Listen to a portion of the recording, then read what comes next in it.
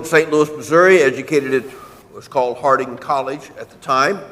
My senior year, I married Claudette Du Bois from Jackson, Mississippi. We went to Memphis for a while, moved to Rolla, Missouri for my first preaching job, signed a contract to teach in the Bible department at age 27 in 1966. Taught there for 17 years. I was chairman of the Bible department of Harding University. We had 3 children, 1 by way of adoption, 2 more by the regular route, for what that's called. Leaving Searcy, Arkansas, we went to Boston for a period of time, moved back to St. Louis. Claudette was diagnosed with cancer in '89, died in '94. Lynn and I met in '95, married in '95, and started this ministry in 1996. 460 conferences in 44 states and 6 foreign countries. And here we are in Conway, Arkansas. Lindy? Well, it works really well because I don't have to cook and he doesn't have to eat my cooking. A teaser for something that will happen tomorrow night. Well, obviously, I'm the other half of this. And ladies, you know a lot more about me than the gentlemen are going to know. That is, if you do, and if you were in Bible class this morning, and they won't know all that unless you tell them, or I do, and I probably won't, so it's up to you, all right? But very briefly, I was married for 23 years to my high school sweetheart, dated 7 years, married 23. And when I was 43, I was 43. I thought I was 43 today. I don't know. Listen, where does it your go? Your life and not mine. You know, okay? I'm my mother's age, and I should be. Never mind. You ought to take All the right. George Carnegie course. I You know. need to remember things. I know. Anyway, when I was about 27 years ago, a little over, my life just screeched to a halt when my now ex-husband revealed that I was just a member of his harem and had been nothing but a member of his harem for 20 of the 23-year marriage. Everywhere we'd live, people, whatever. And then 48 hours later, he served me with divorce papers. The recovery of that you're about to hear. Undergraduate degree in education, graduate degree clinical psychology. 2 boys, they were 15 and 17 when their dad left. Like me, their world just screeched to a halt. And Jerry's right when he said this morning that in divorce, nobody really wins. You know, there's some things you can't live in, some things you must not live in. And we'll talk about that very vividly and distinctly tomorrow night. But even when a divorce is the course of the least amount of damage, the children really do have to revisit all of that, because every event that evokes the nuclear family, those memories come back of the dream that was lost. We're thrilled to be with you. The ladies were very gracious to me this morning, and no one threw anything and hit Jerry during the sermon, so I assume he was all right too. But if we can be of service to you or anyone that you know while we're in your area, please don't hesitate to call Okay, us. is her PA system, can you hear her all right? It seems loud to me. Is it loud? We're good? I've got some people going this Good. way, some people going that way, and some people going that way. We're good. I think everybody's, okay. We are hard to throw off. We're very low maintenance, so if we bother you in some way, raise your hand, interrupt us, whatever. We're good. When we first started this ministry, we thought about doing 2 sessions, one on recovery from death, the other recovery from divorce. However, we felt there were enough common denominators to deal with this at the same time. Lynn and I believe that we are stronger as a result of what we went through. We don't want to ever go through it again or wish it on our worst enemy. But it's like what one writer says, it's not the size of the bump, it's the attitude of the bumpee on whether or not we're made bitter or better by our experiences. We believe you can make a healthy recovery from death and divorce, and we hopefully will define healthy as we go along. All right, turning in your booklet, we'll start with recovery from death and divorce. I'm assuming everybody has a booklet. If you don't, raise your hand. I'll see that you get one. These are really nice. Did a great job. Oh, my goodness. Well, we got a hand they're here. nice. You get somebody who's responsible can help this gentleman out. Okay, somebody got it. Well, okay, because you need to fill this thing out because there will be the test on it. You got to get ready for the test on Saturday. Ready? Okay, the issues that you have to deal with, first of all, is the loss of the spouse. I remember on the day of Claudette's funeral, my children came to me and it said, Does that mean our family is going to cease to exist? I said, no, but our family will be a different family because they saw their mother as a very focal point, and she was. I met Claudette when I was 19, married her when I was 21, lost her when I was 56. So the vast majority of my life have been in the presence of this woman. And even after Claudette died, I would see something or I would read something, and I'd say, I need to go home and tell Claudette about that.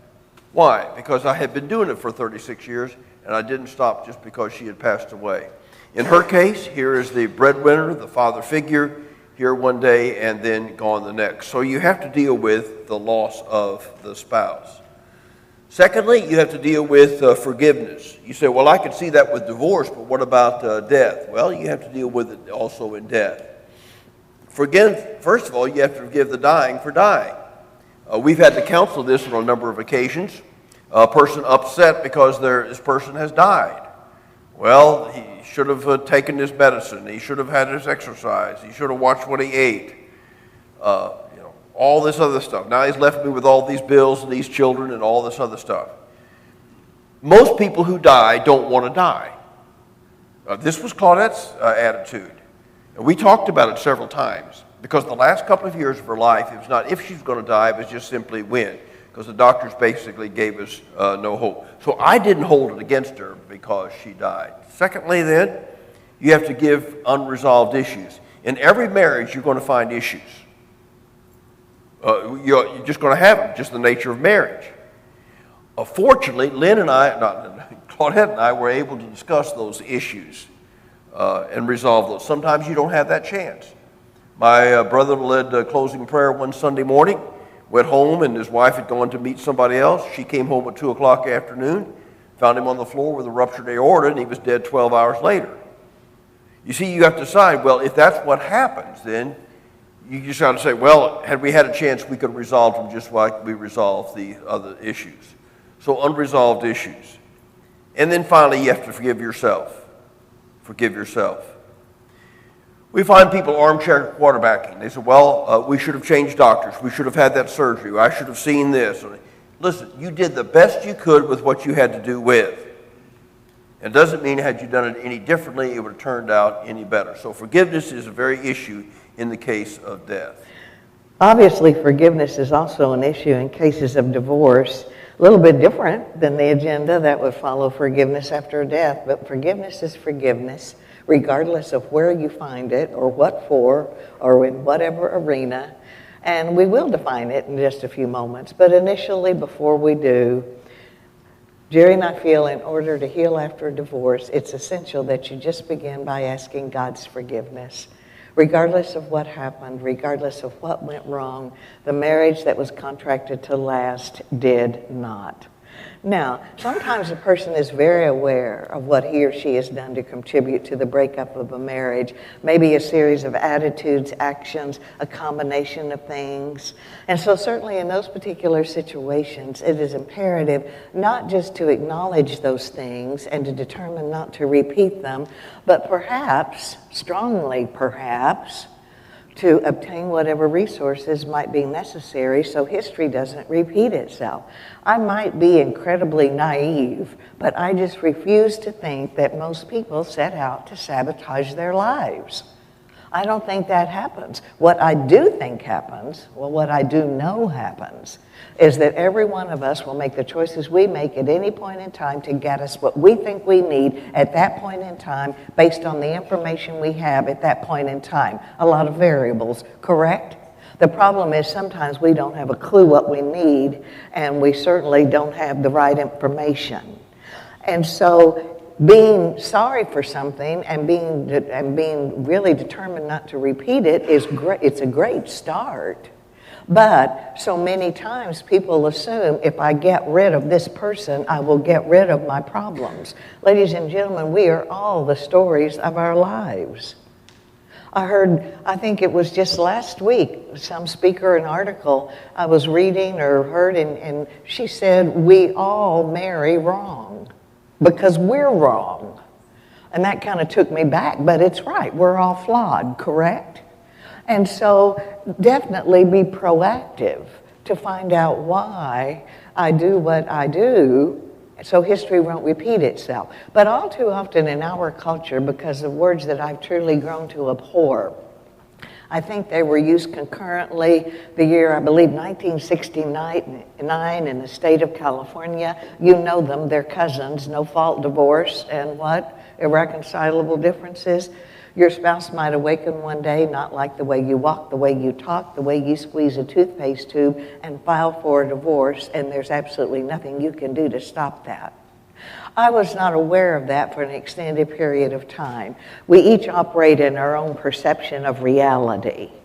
It may not be right or wrong, but it's ours. And my perception of reality for years, however flawed, it was mine, that if a person didn't want to divorce, he or she didn't have to divorce. Ladies and gentlemen, that is not true.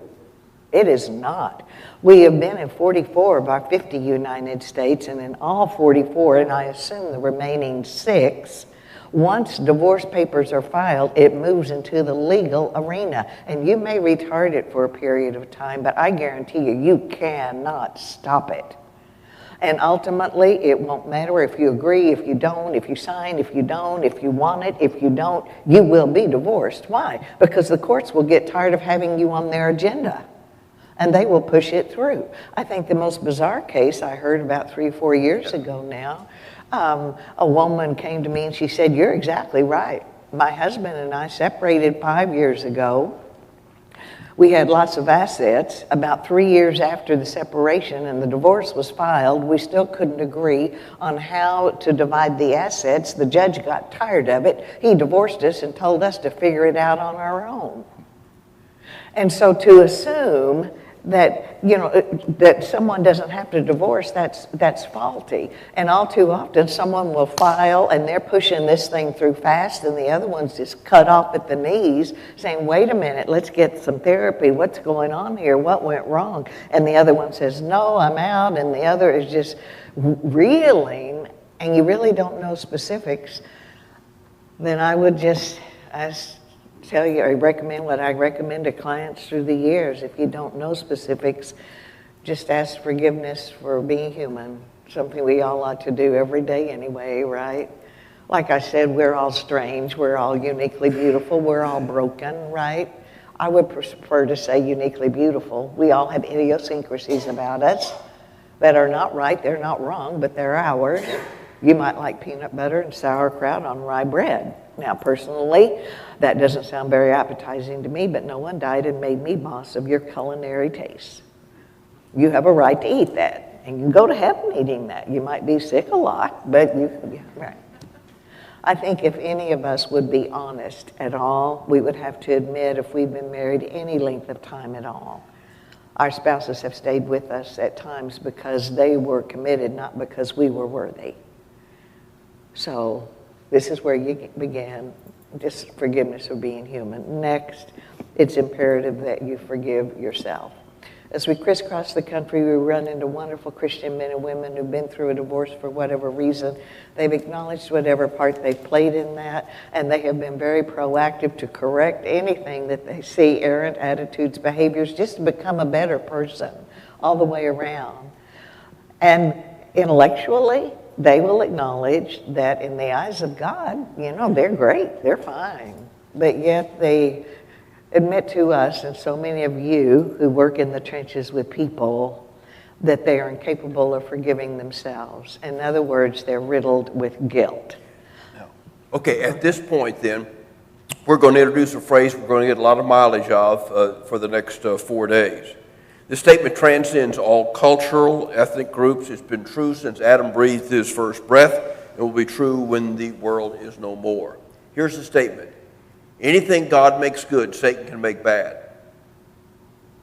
Now register that in your mind. Anything God makes good, Satan can make bad. Satan's the father of lies and distortions. He creates nothing he can't. He just messes up good things. If a human being can touch it, Satan then can distort it. Why? Honesty, of course, can become dishonesty. Love, which is selfless, becomes distorted, becomes lust, which is selfish and wrong, even in marriage. We're not talking about the wanting to have one another in the sexual union. See, lust is just as wrong in a marriage as outside of marriage, because what happens is self becomes the supreme object of service. As long as I get what I want, you're morally and legally mine, you just have to deal with it. This flies in the face of the servant heart, which we talked about so much this morning. What are we talking about? Guilt. Guilt. Now, don't equate guilt and shame. They're very different. Guilt says I made a mistake. Shame says I am a mistake. And the seeds of shame are usually planted early in our lives. And we will deal with that in the second hour today, Parenting 101. But we're talking about guilt. Now, that means I made a mistake. Now, there is what I call in therapy a godly guilt. It's the guilt that breaks the heart. It's the guilt that evokes change. It's the guilt that makes us want to do better. And we all need to listen to that. But Satan, remember the statement, anything good, Satan can make. Okay, don't ever forget that. Ever forget that. If a human being can touch it, I don't care how good it is just a minute portion of a fraction away from being destructive.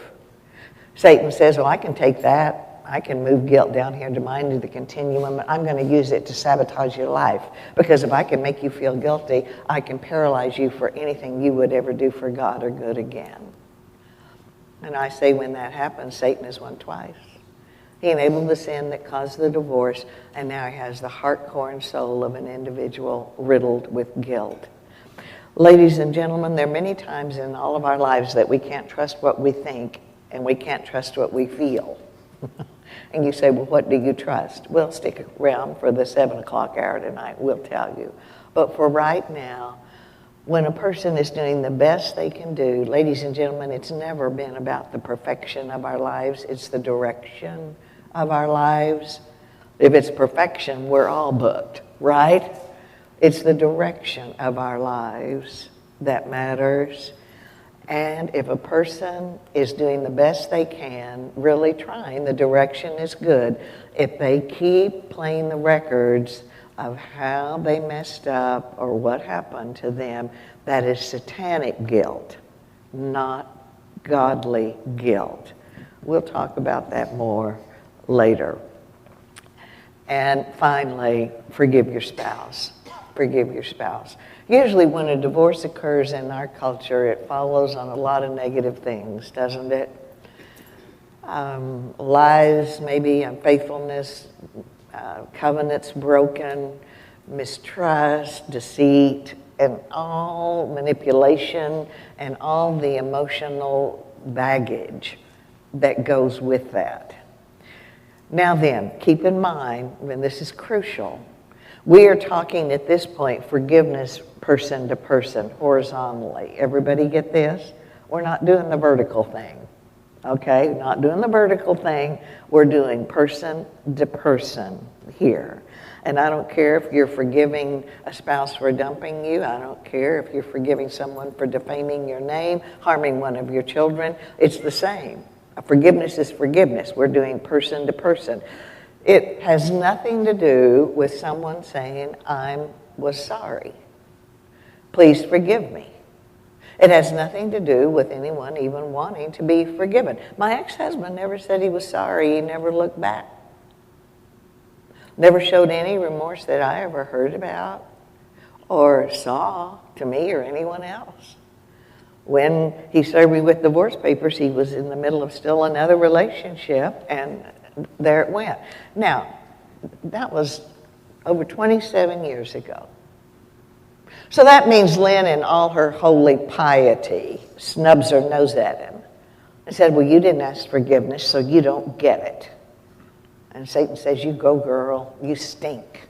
You reek of smoke, victim mentality, defining myself today in terms of what happened to me yesterday. After all, it's all about me, right? Don't blame me for being hateful. Don't blame me for losing my faith. Don't blame me. If you'd been through this, you wouldn't do any better. And God cries, and Satan laughs. Now keep in mind what I said. Forgiveness person to person has absolutely nothing at all to do with the attitude of the other person. Has nothing to do with whether they want it, acknowledge it. And this is very, very significant. It is not necessarily the same thing as reconciliation. All right, look at that statement. This is extremely important. People confuse this all the time. They think, well, if I forgive, therefore I'm going to have to reconcile with this person. That's not necessarily true. What's reconciliation? You have two people that have a falling out disagreement. They get together and reconcile. They work this thing out. There are going to be a lot of people that you're going to have to forgive that you can never reconcile with. That's right. And this is very important. In other words, you can never have the warm, fuzzy feeling. See, forgiveness basically is not an option. Now, our definition of forgiveness is the releasing of my right to be heard. I'm not saying who was wrong or who was right, but I'm not going to allow retaliation, revenge to be the agenda of my life. This is extremely important, not just in a marital context, but in day-to-day life. Folks, in day-to-day life, you are going to be abused. You're going to be hurt by somebody. And so you're going to have to then actually deal with forgiveness. And I know we counseled with a couple one time and trying to work with their marriage. Unfortunately, it didn't work, and they divorced. The lady went on her way, found a fine Christian man, married him, and went on her way. We were able to see her several years later, and Lynn was talking to her. Well, how you doing? Oh, doing fine, doing mission work and various things. But she said, I just cannot forgive my ex-husband for what he did to me and the children. Lynn says, well, what do you do when people ask you about your divorce? She said, well, I tell them that we try to get counseling and this happened, and so on. She said, well, why do you go through all those details? She said, well, I don't want to come across as a woman who would bail out on a marriage. She said, well, Lynn said, why don't you do what I do? When people ask me about my divorce, I just tell them we divorced because of incompatibility. I couldn't get along with my ex-husband's girlfriends and just leave it at that. And change the subject. Yeah, and change the subject. Yeah, you don't have to go if you're the one who has messed up and made the mistake, and you really made some poor judgment, you say, you know, there was a time in my life that God was helping me write my testimony, and he did a good job, and change the subject. In other words, you don't have to go on and on about it. One of the great stories of forgiveness has to be the story of Joseph in the Old Testament. Remember all the bad things that happened to him? The baker, the butler, his brothers, all these other things. What he did, he said in the end of his story, God, what you did to me, you meant it for evil, but God meant it for the good, for the saving of these people. Claudette had a statement, in fact, I put it in my book, Beyond the Storm, that Steve referenced this morning. She said, if good things happen to good people and bad things happen to bad people, you'd be good for the wrong reasons. Now just think about that. If good things happen to good people and bad things happen to bad people, you'd be good for the wrong reasons. I mean, think of the shootings that we've had. I mean, people go to church on Sunday morning and they get killed by somebody. Things are going to happen. Bad things are going to happen to good people. It just happens that way. And so we're going to have to recognize then that sometimes evil does actually happen. Next issues is the loss of the dream. To be quite honest with you, I didn't realize that when you either go through death or divorce, you don't lose once, you lose twice. And Lynn and I began discussing this when we came together. Now, the chronology that we both experienced was directly the opposite. I lost the dream of being with Claudette the rest of my life because the doctors gave us no hope whatsoever. I lost the dream before I lost the person. In her case, she loses the person before she loses the dream. But nevertheless, there are two losses. So when you're working with people, you need to try to figure out, are they dealing with the loss of the person? Or are they dealing with the loss of the dream? Which way are they doing it? Question is, what do you do about it? To be quite honest with you, the most difficult thing that I've ever had to do was to realize that God had more than one dream for my life. I became a disciple of Jesus Christ when I was 15 years old. God called me into the ministry when I was 16 years old. And from age 16 on, that's all I ever wanted to do. That was my life. Where I was going to do it and how I was going to do it, I didn't know. Am I going to be a preacher in a church? Am I going to be a missionary? Book writer? I didn't know what I was going to do. Had you told me at 16 that unfortunately my wife would die of cancer, and the very next year I would meet a divorced psychotherapist, marry her, and go around and do marriage seminars? That sounds ridiculous. What sounds ridiculous? I don't know, just hearing you say all that, it just... What was ridiculous? Well, the whole thing... You are a divorced psychotherapist. I know, it's just pathetic. Yeah, and I married you. I know. So, I told the truth. I know, it just sounds awful. Yeah.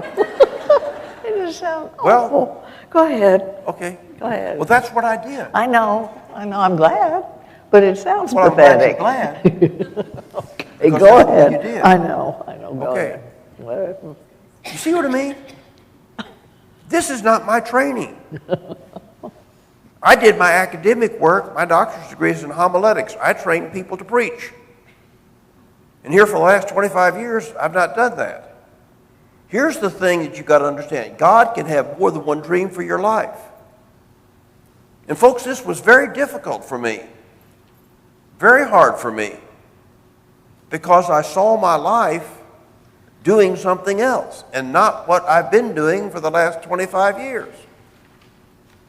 Paul wanted to be a missionary, goes on a missionary journey, gets thrown into prison. We think that that's bad. Well, it was, but he became a book writer. We have a little statement between us. Living in the past is a sad and painful existence. It strains the neck muscles and causes you to run into people not going your way. God can have more than one purpose for your life. Next, singleness. You're single now as a result of death and divorce. Where do you go from here? occasionally we will present an entire session on singleness. That is not part of the menu at this location, but in a few moments we will give you the thesis statement of that particular session. But before we do, let me tease you with this statement. Single people have an opportunity for something that sometimes married people miss out on. Now I want you to chew on that in the back of your mind. Now then, let's go back and review. You remember the statement that Jerry just taught you, that anything God makes good, Satan can make bad, and it transcends every situation, all time. Relationships are not immune to that. Marriages are not immune to that statement. You see, there's a word in psychology called enmeshment. Instead of a healthy interdependency, it's a sick kind of codependency. Occasionally, it will play out parent to child, usually when the parents perhaps are emotionally estranged or a single parent family, and one of the parents latches on to one of the children, making the child function as an emotional adult. When we find it clinically, it's called emotional incest. And it is just as sick as it sounds. But occasionally it will play out spouse to spouse. And it has many faces. But the most common face of that would be kind of a codependent relationship of inequity, because you have maybe a more dominant personality genetically, maybe even addictive personality, more of a controlling personality, and then they are married to maybe a genetically reward-dependent personality. We're going to go through all that personality genetic stuff tomorrow night, by the way. But genetically dependent, reward-dependent, and then maybe even reinforced by the early environment. And so one needs to control, and the other needs to be needed. Do you see? And so you have this huge inequity instead of a beautiful mutual love and respect that Jerry described this morning. It's way off balance. Now then, if you had asked me 30 years ago where the center of my life was, I would have said God, and I believed that. But I found out in a very harsh way when my now ex-husband left that was not the case at all. He had been the center of my life. Someone I started going with when I was barely 13, dated 7 years, married 23 years. He left when I was 43. That's 30 years, right? My entire adolescent adult life. He was the center of my life. I told the ladies, and I allowed it, I claim ownership. But in that marriage, I allowed this. I'd never been, though, allowed to question him, challenge him, have an opinion that did not mirror his own without being made fun of or some type of retaliation. He never hit me. But the verbal, emotional abuse I see now was really severe. And so he was my security. He was my identity. He was my opinion. He was who I was. The Lynn you see today is not even a first cousin to that Lynn of all those years ago. And when he was out of my life at midlife, I honestly was terrified because I didn't have a clue who I was. I was just an appendage of him. And it launched me into the most terrifying yet exhilarating and probably rewarding journey of my entire life. It was Lynn, separate and apart from a father, a boyfriend, fiance, husband for the first time. Now, it was just Lynn and God. Now, don't misunderstand me. You be the best you can be in all your relationships. All right? In all the relationships, certainly, since we're emphasizing marriage this week, you be the best husband or wife that you can be. But I would implore you, don't make the mistake that I made. Stand on my shoulders and be a better person. Learn from me. Never let another person be the source of your security, your strength, your identity. Why? Because, ladies and gentlemen, human relationships are fickle on their best day. They can change in a heartbeat. People die. How dare they? People change. It took me a long time to realize that, and it's so simplistic, but it's so true. People, grown people, can make choices and become different people. They really can become different people with different values, different set of preferences, different whatever it would be. You be the best you can be. But carve some time out every day to strengthen that only relationship that you can always depend on. That's the one that tethers you to eternity. That's the only place you're ever going to find unconditional love. A human being on their best day can't give you that. It's humanly impossible. A human being on their best day can't promise you that they will never leave you. They can say they won't. But do you understand what I'm saying? You can't depend on that. You be the best you can be, but strengthen every day that one relationship that will never let you down, that will always love you unconditionally, that will never abandon you. And by the way, that doesn't come by watching The Voice or whatever else it is, okay? And what's the opportunity? Well, I'm coming in the back door, but it's opportunity for intimacy with God. It's not that married people don't have that opportunity. We all have that opportunity, but Satan is the father of lies and distortions, correct? And it is possible even to be so invested in our families that that most important relationship, again, is eclipsed, right? But when you're alone, you're really not walking through life with anyone, sharing life. You can feel very lonely when you're surrounded with people, and you can be just isolated when it's very, very noisy. You do the best you can be, but don't forget to strengthen that only secure relationship that you will ever, ever know. Moving on to common denominators in recovery. First of all, I'm going to teach you a concept that's very important. The concept comes from a book by Gerald Sitzer. Go to your additional resource list, which is in the back of your book, and go to the section dealing with grief. And it's going to be on page, I think, right at the front. If I can get this. There we go. Let's see. No, it's not on page 1. Anybody see the one on grief? Yours is stuck together here. Sorry. Okay. You're about there. Talk among yourselves and I'll find it. Okay, go over to page 7. Yeah. Page 7, look under grief. And there's a book by Grace Disguised by Gerald Sitzer. I'm going to summarize basically what he said in the book and tell you why this book I feel was one of the best books as far as helping me through some difficult times. He said the pain felt at the time of the loss is a direct proportion to the emotional attachment at the time of the loss.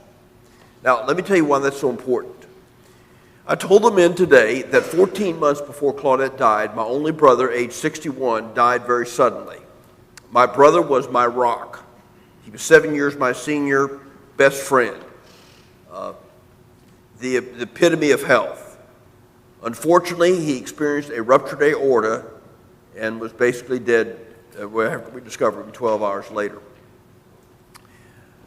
When my brother died, my world crumbled. I'm telling you up front, folks. It crumbled big time. I was 56 years old. I had never known a day without my brother. Ever since I was a person, my brother was there, and we were best friends. Idolized, basically, one another, maybe to extent even in a healthy way. When my brother died, I said, okay, I can't do anything more for him. I need to concentrate my efforts on Claudette. And I did. 14 months later, she dies. My brother's death has been more difficult for me to handle than my wife's death. And for a long time, it was a period of time, I couldn't figure out why. I guilted myself and said, that means you loved your brother more than you did your wife. I knew that was not true, but I couldn't help the feeling. I remember going to church those last few weeks of Claudette's life. And of course, this little church, everybody loved her. When they prayed, they didn't pray for the sick and afflicted. They prayed for Claudette Jones, by name. I've got my head bowed while they're praying for her. They're praying for her to live. I'm praying for her to die.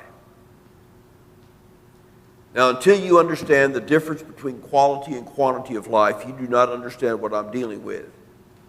Claudette had no quality whatsoever. She had lost her ability to talk to us. She had done all the preparation, told me about everything, went to talk to the kids. She was under extreme pain medicine, Versed and morphine in astronomical numbers. Now, some people did not start mourning Claudette's death until she died, but who's been in that house for the last 5 years watching this thing go south? I had done my mourning, I had done my grief, but I did it differently than other people had done it. She died on a Thursday night about 8:20. I was around her bed along with 5 other people plus a hospice nurse. I saw her breathe her last sigh. I turned to the hospice nurse and I said, is she gone? She said, let me check her pulse. She checked it. She said, let me check it again. And she announced to me, your wife is gone. At that point, we began singing, God is so good. You say, how could you do that? Ladies and gentlemen, the victory had won. Let's celebrate.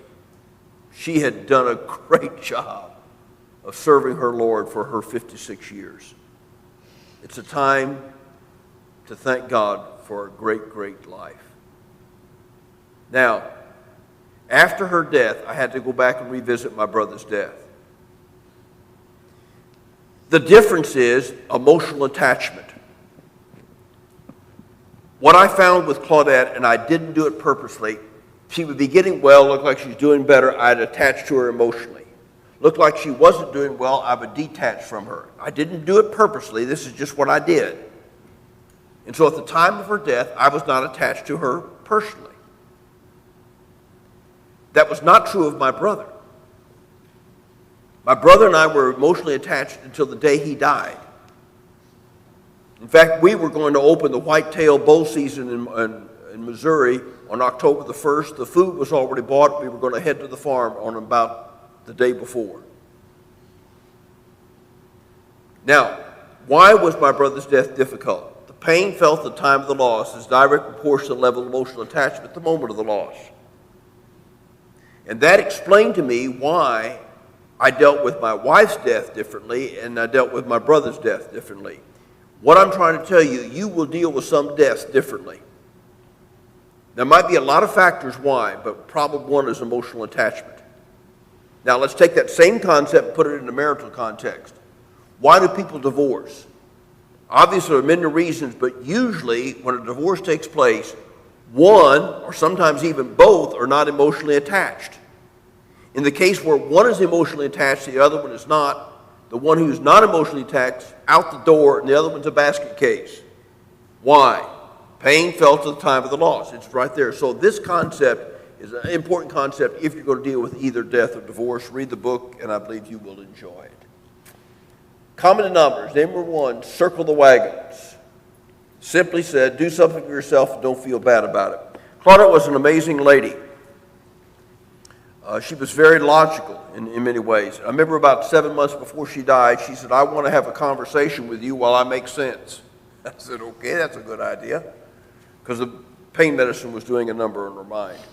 She said, when I die, I want you to hunt the rest of the year.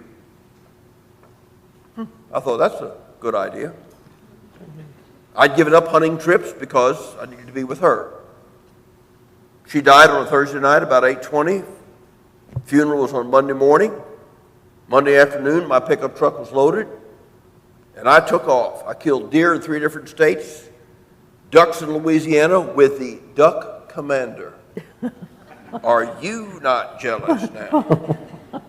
That was before he was famous, obviously. And I killed pheasants in South Dakota.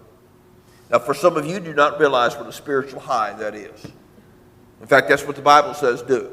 You remember the great sheet that was let down to Peter? All the flying things, the animals in it. What did God tell Peter to do? Rise, kill, and eat. I think we just need to do what the Bible says, so that's what I did.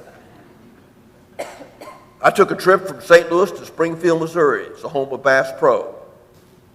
For those of you who are spiritually minded, Bass Pro is a religious shrine. Muslims look towards Mecca. I look towards Bass Pro every day. I went down there and spent $300 on camouflaged outfits. Some of you ladies say, camouflage outfits? Yes, and I look good, too. Now, notice I said $300, not $3,000. There is a temptation going through death and divorce to try to kill the pain. Folks, we're acknowledging the pain is there. You hear me? Some people recreate, some people drugs, alcohol, affairs, all kinds of stuff. Those things will kill the pain temporarily, but really not long term, and that's not a good, healthy way to deal with the pain. If you want an analogy, I'm very visual. And so if you want an analogy, a visual picture to kind of summarize what he's just said, the best way to catch the sun is not to chase it west, but you turn east and walk directly into the darkness and catch it coming up. Now I want you to think about that just a minute. Do you understand? If you're ever really going to heal after intense pain, there comes a point when you have to quit numbing it. You have to just grasp the new normal and walk or slug your way through. Some days just a second, a minute at a time. Otherwise, you don't really heal. You don't heal.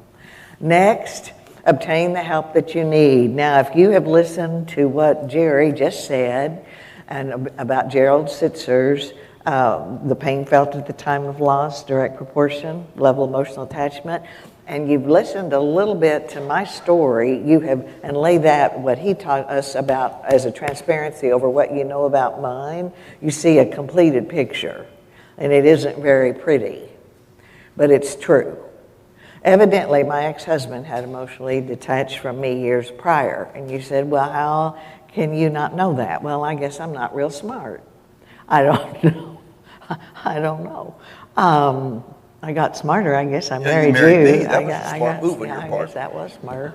One of the smartest move I think you ever made. I probably was. Yeah, because I'm the best thing ever happened to you. Well, yeah, you are. I'm going to brag on myself. Well, go right for it. I won't disagree. Go ahead. Okay. All right.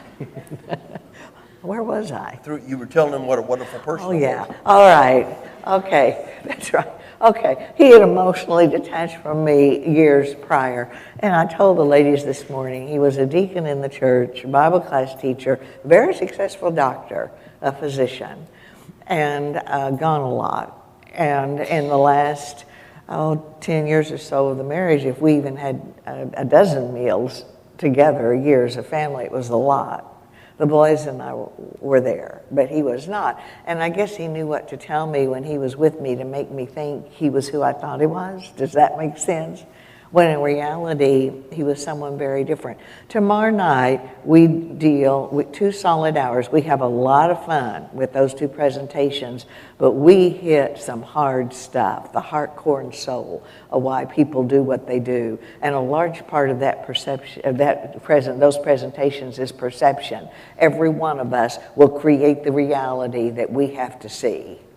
And I will explain more about that in the second hour right now in detail tomorrow night. And so maybe I was so invested in who I thought he was or wanted him to be that I couldn't see who he was. That is quite possible, by the way. It was my reality, and it was quite possible to do. It happens all the time.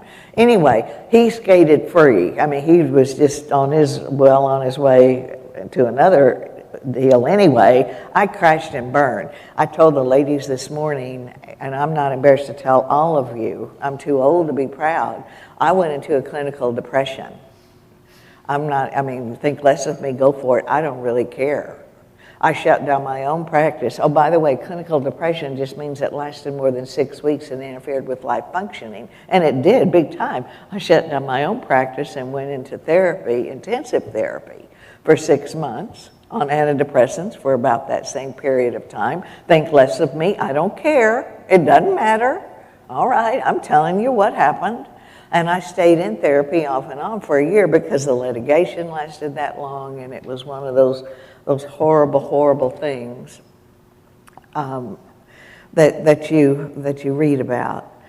I told the ladies this morning, pain is not a bad thing. It's uncomfortable. But the greatest lessons we learn in life are the ones we'd never sign up for. We wouldn't take for them once we've learned the lessons, and if we could see them on the horizon of our lives, they would absolutely terrify us. So it's a blessing we cannot. But once we've been driven to our knees because there's no place else to go, and really tried to learn the lessons that are born through pain, they're priceless. They're priceless. I learned some things in therapy that I needed to learn, not academically, but in my heart. You know, I'm a therapist. I can walk someone through grief recovery in my sleep. But when you're on the other side of that and the emotions are all tangled in, it kind of becomes a spaghetti bowl. And I was old enough to know that I needed help. So I did shut down my own practice when I went into therapy.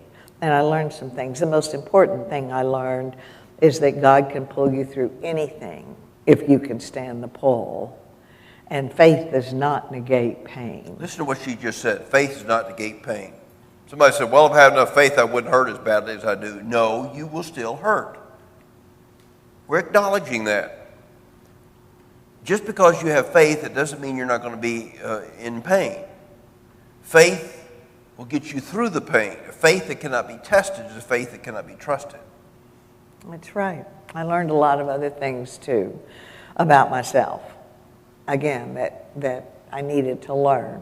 I'll never forget the day about 6 weeks in, and I was just on the therapist's floor sobbing.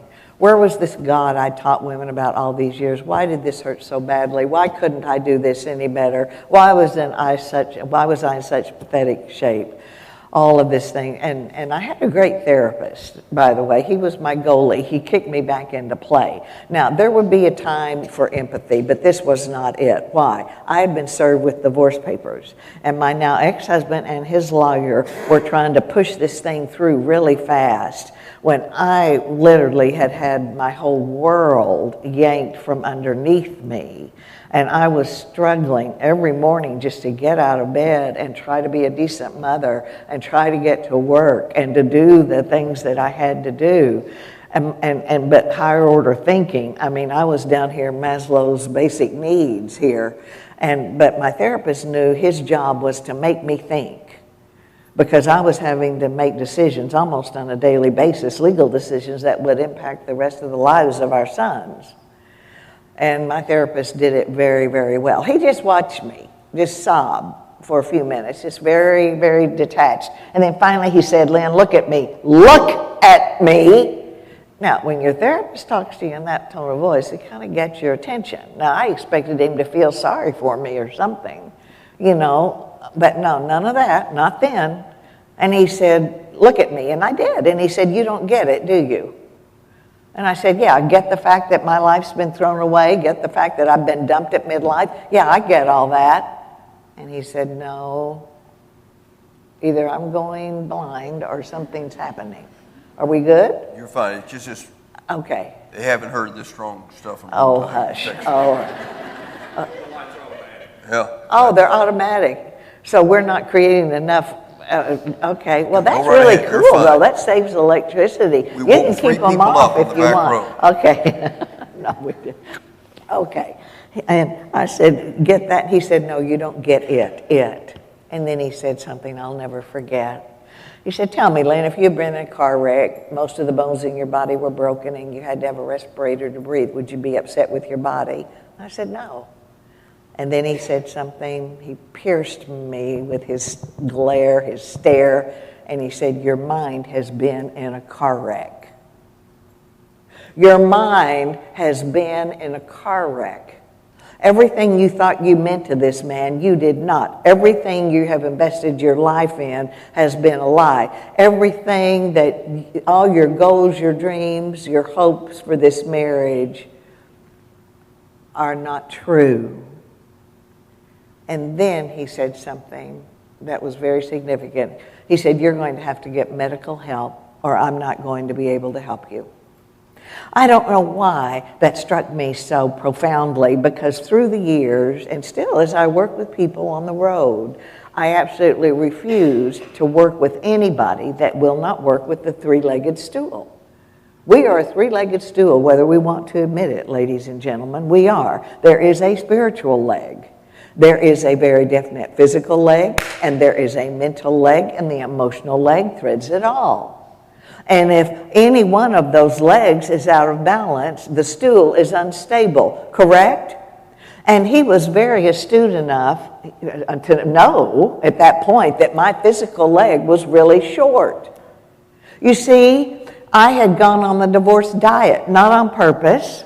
It just happens to some of us. I'm a very small person genetically. I had nothing to do with it. It is my mother's fault, totally. I was this size when my ex-husband left me. I'm one of these weird people that cannot eat at all when I'm stressed. I mean, zero. All right, I had lost 15 pounds in 6 weeks. It wasn't pretty.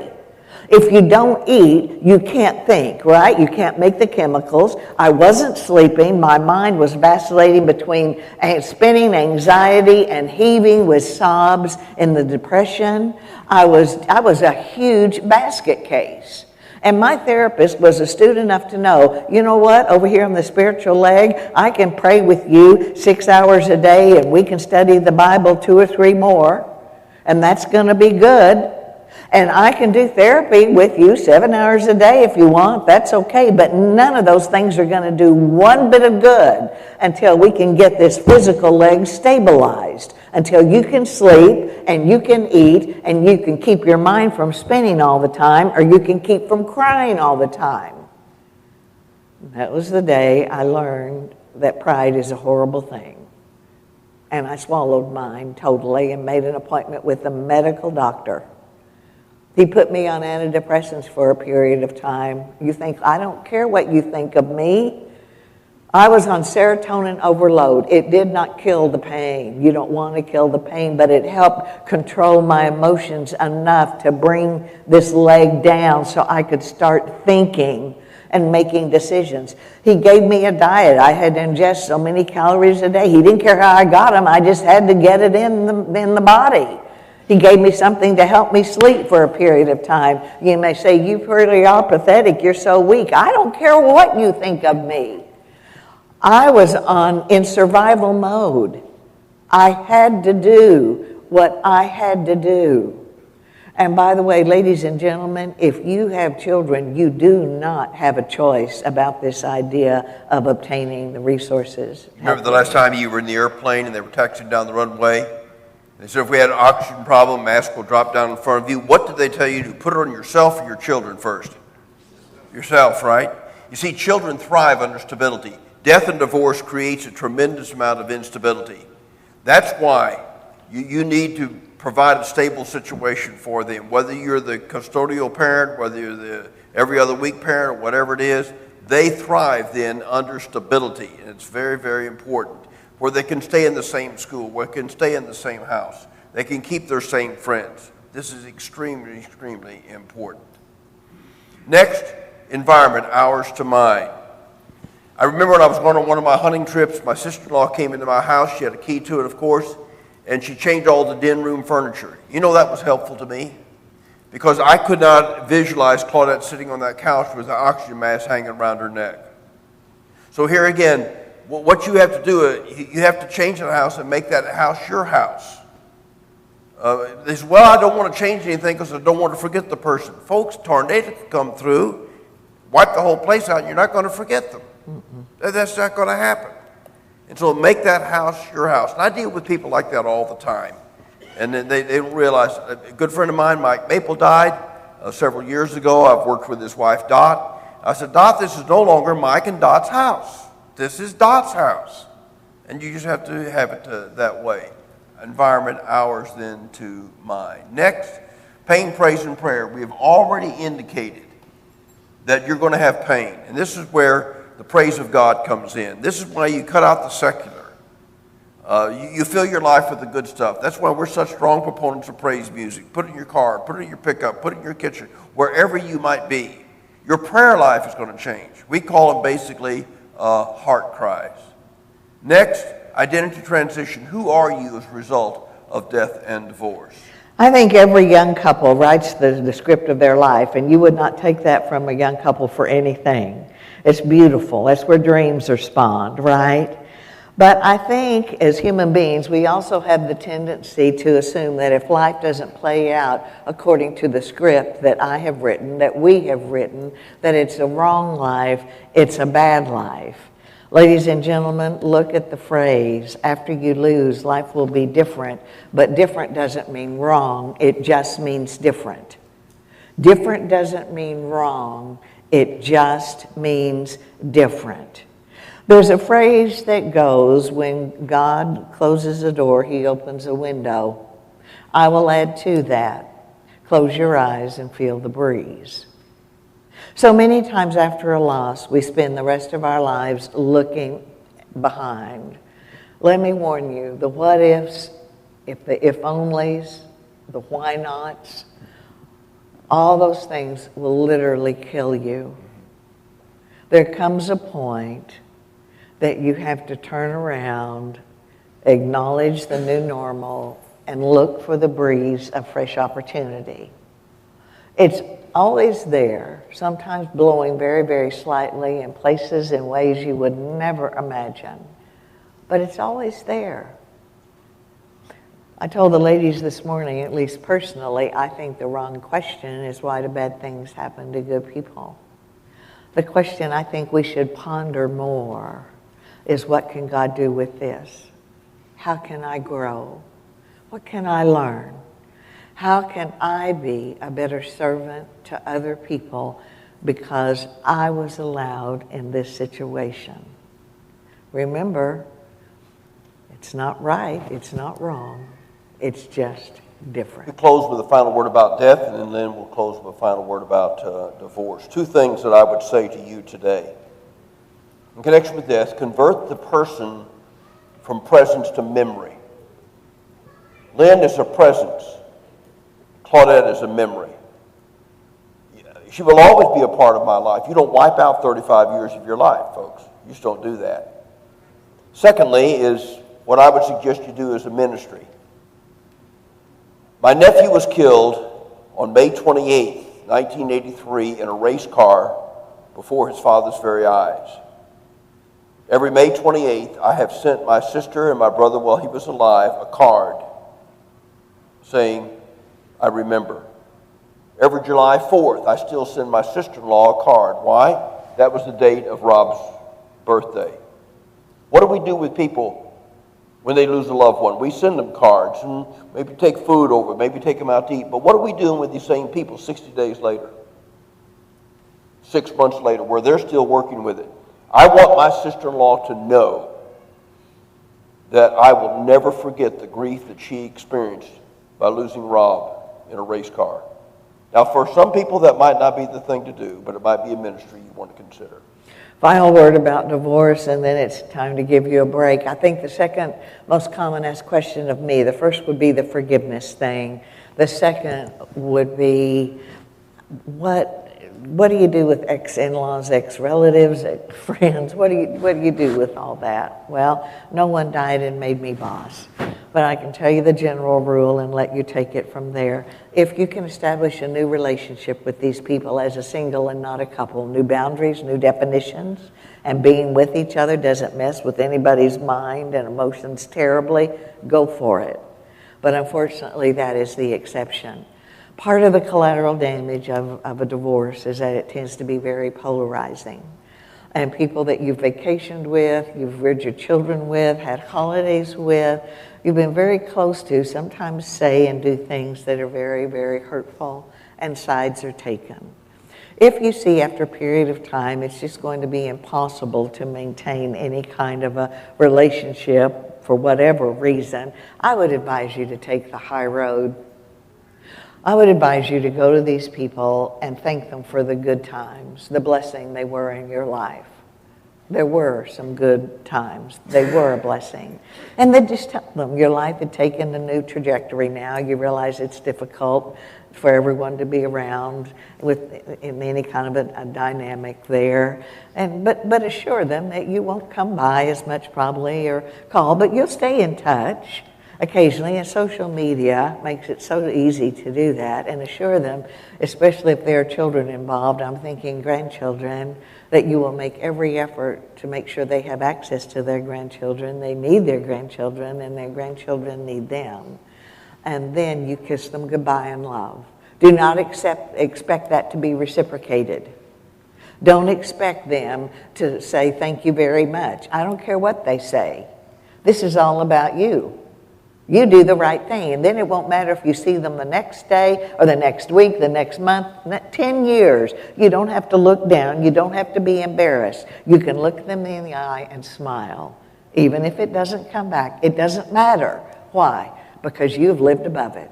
You have done the right thing because it was the right thing to do. You go through death and divorce, I mean, you're flattened. You say, I'll never get up again. The sun will never ever shine again. And finally, you find yourself getting up and walking and maybe skipping and finally running you never ever thought you did. God is the healer. Let's take him at his word. If you've gone through death and divorce and you say, well, there's just no future, you're looking at two people behind this table that have gone through death and divorce, and we'll tell you there is light at the end of the tunnel. Before we turn you loose, I have a personal request. I'm saying pretty please, pretty please. When Jack and I talked about this conference, we wanted everybody to sit from the break forward. And many of you have. Some of you have come in late, so you couldn't get down here. We're going to give you a break, but I would please, on bended knee, ask everybody to be from the break forward. We have a $100 bill under the secret seat, and you got a chance to do that. If you're going to be able to stay for the next session, we would love for you to stay, but if you can't, thank you for coming to this one. We're going to give you a 5-minute break, and we'll be right back down on the front.